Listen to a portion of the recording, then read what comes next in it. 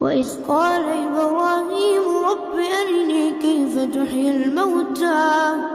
قال أولم تؤمن قال بلى ولكن ليطمئن قلبي قال فخذ 4 من الطير فصرهن